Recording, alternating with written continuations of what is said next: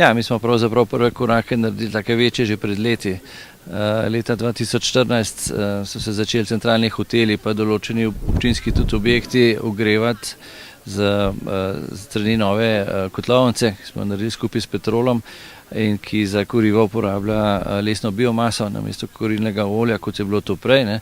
Ampak želimo s temi okolju prijaznimi projekti nadaljevati tudi vnaprej, zato smo ustanovili zeleno skupino, zeleni tim, ki bedi nad tem, da pač nekaj delamo čim več aktivnosti v tej smeri. In tudi zato, ker Slovenska turistična organizacija priporoča pridobitev določenih certifikatov okoljskih, smo se odločili za Travel-Life in smo pred kratkim ta certifikat tudi dobili, ki nas zavezuje k okolju prijaznemu ravnanju. Pozneje smo pa še dobili znak zelenih nastanitev Green Accommodation strani Slovenske turistične organizacije in že zdaj razmišljamo za naslednje leto, s katerimi projekti, taki bolj zelenimi, ekološkimi bi nadaljevali. V zadnjem času imate tudi kar številna priznanja, pravkar ste se vrnili iz Kitzbühela, za kakšno priznanje gre, to je zadnjo izmed...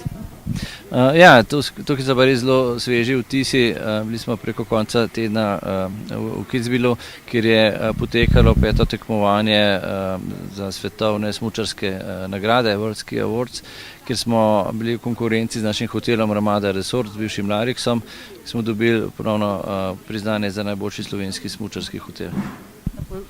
Kompas je tako rekoč že malo načel zob časa in zato je bil prepotreben obnove različnih sob zaradi vaših športnikov, ki vas obiskujejo oziroma ki tukaj trenirajo.